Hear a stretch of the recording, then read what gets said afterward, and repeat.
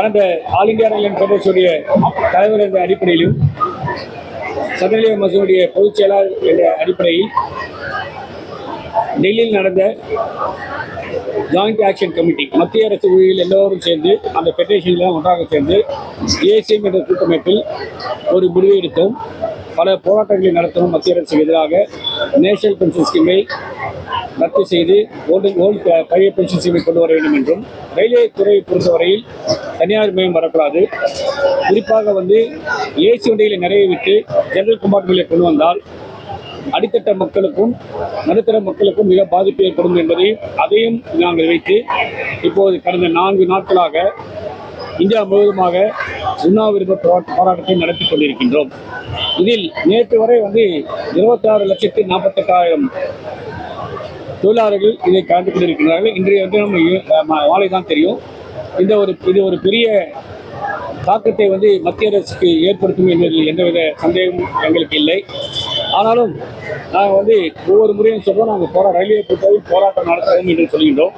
ஆனால் நாங்கள் போராட்டத்தை அறிவித்த உடனேயே அந்த போராட்டங்களுக்கு ரயில்வே அமைச்சகம் எங்களுக்கு பேச்சுவார்த்தை நடத்தி அதை சரி செய்தாலும் இப்போது இந்த போராட்டத்திற்கு முக்கிய காரணம் என்னவென்றால் தனியார் மயம் என்பதை நேரடியாக சொல்லாமல் மறைமுகமாக கொண்டு வந்து கொண்டிருக்கிறார்கள். குறிப்பாக சொல்ல வேண்டுமென்றால் 100 வண்டிகளை பாரத் கௌரவ் என்ற பெயரில் தனியாருக்கு கொடுத்து விட்டார்கள்.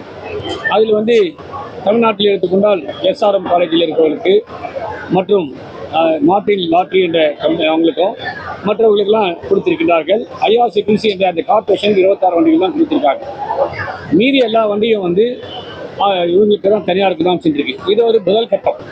இதில் எப்படின்னா ஆம்னி பஸ்ஸில் எப்படி நம்முடைய விழா காலத்தை அந்த விலைகள் ஏற்றுகிறார்களோ அதே நிலைமை தான் ஏற்படும் என்ற காரணத்தினாலும், அது மட்டும் இல்லாமல் நாளைய தினம் இளைஞர்கள் இப்போது வேலைக்கு இருக்கின்றாலும் அடுத்து வர அந்த இளைஞர்கள் வேலையில் இருக்க முடியுமா, நிரந்தர வேலையில் இருக்க முடியுமா என்ற கேள்விக்குறி இருக்கின்ற காரணத்தினாலும் இதையெல்லாம் வைத்து அது தனியார் மயம் செய்யக்கூடாது மறைமுகமாகவும், அதே போது இதுவரை இருக்கின்ற 2004க்கு பிறகு சேர்ந்த எல்லோருக்கும் 2004க்கு முன்பு இருந்த அந்த பென்ஷனை கொடுக்க வேண்டும்.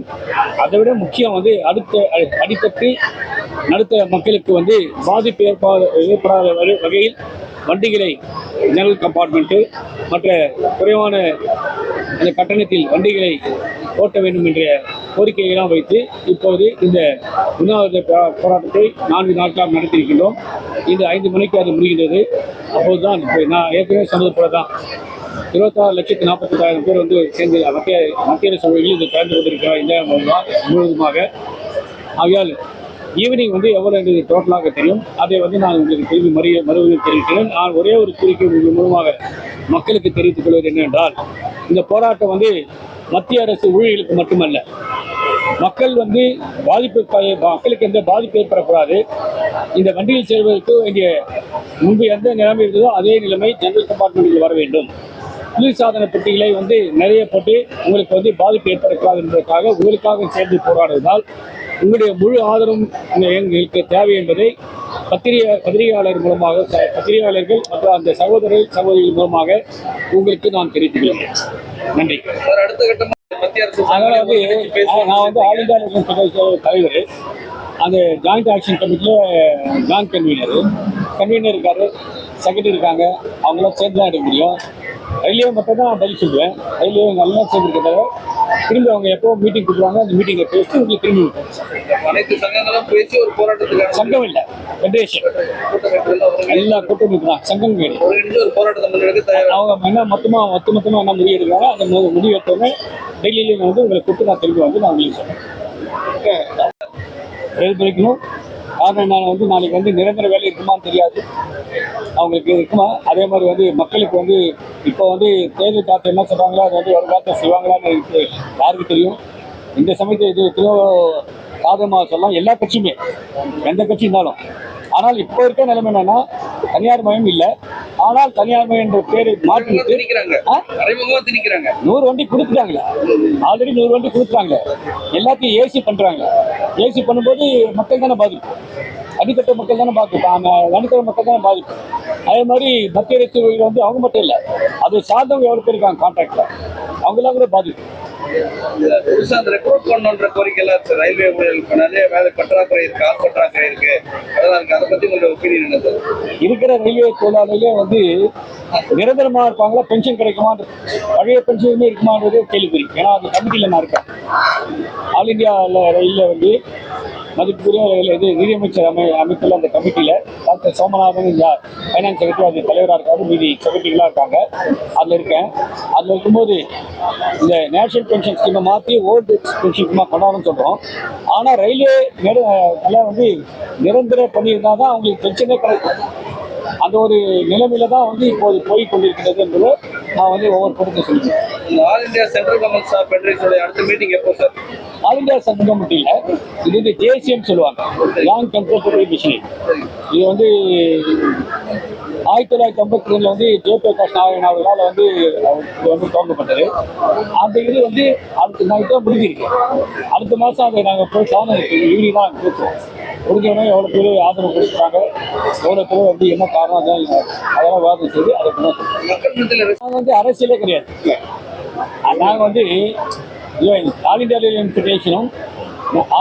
ஃபெடரேஷனும் சதர்லிய மசூரியும் மற்ற அதை சார்ந்த ஆல் இந்தியா ரயில்வே ஃபெடரேஷன் மற்றவங்களாம் நாங்கள் வந்து அரசியலை சார்ந்தவர்கள் இல்லை.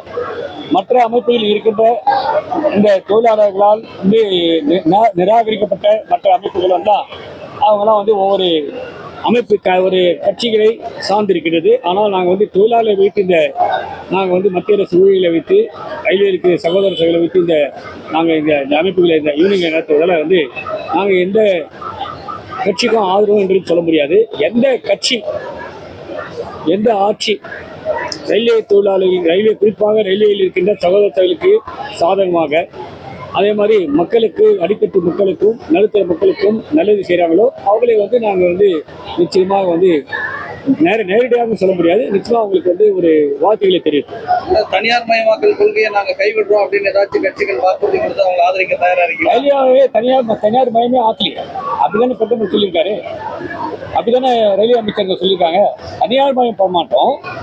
ஆனால் வந்து ஃபாரின்ல இருக்க அந்த கம்பெனிகளுக்கும் கார்பரேட் கம்பெனிகளுக்கும் நாங்கள் வந்து அதுக்கு வந்து நாங்கள் காம்பீட் பண்ணோம்.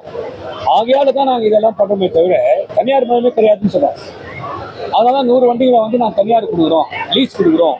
அதே மாதிரி தான் வந்து இருக்கிற ரயில்வே லேண்டெல்லாம் ரயில்வே பெரிய ஸ்டேஷன்லாம் தனியாருக்கு கொடுத்துட்டு அதை வந்து வெளியாட்கள் வந்து வெளியே இருக்கவங்க மிக குறைந்த விலையில் வந்து அதை பராமரிப்பாங்கன்னு சொல்லி சொல்கிறோம். சார், தனியார் மயம் எனக்கு என்னன்னு தெரியல. இடஒதுக்கீடு தனியார் மயத்தால இடஒதுக்கீடு தனியார் மயத்தை நாங்கள் இன்னும் அலோ பண்ணலையே. அதனால இது ஒரு விதமான மறைமுகமா அதான் சொல்ல முடியாது. காரணம்னா நான் ஒரு பொறுப்பான பகுதியில் ஆல் இந்தியா லெவலில் இருக்கேன். ஆகையால மத்திய அரசு எல்லாரும் கேட்டு அந்த இவர் சொன்ன அந்த ஃபெடரேஷன்லாம் கேட்டு அதை விஷயம் நான் சொல்லுவேன். தனிப்பட்ட முறையில் என்னால் எதுவும் ஆகையால என்னுடைய தனிப்பட்ட கருத்தை என்னால் இதெல்லாம் சொல்லவே முடியாது. வந்து உங்களுக்கு தெரியும், நைட்னா வந்து அவங்க போக முடியுமான்னு எனக்கு வந்து என்னை பொறுத்தவரை நடுத்தட்டு மக்கள் வந்து அடித்தட்டு மக்கள் தான் எனக்கு குறிப்பா. அதே மாதிரி உங்களுக்கு எல்லாருக்குமே தெரியும், தெரியாத ஒன்றுமே கிடையாது. எல்லா கன்ஸ்ட்ரக்ஷன் எல்லாமே எடுத்துட்டாங்க. நம்ம யாருமே பேசுறது இல்லை, நாங்கள் தான் அப்போ தான் பேசிட்டு இருக்கோம். ஏன்னா அது வந்து மக்களிடையே உங்கள் மூலமாக தான் ரீச் ஆகும்.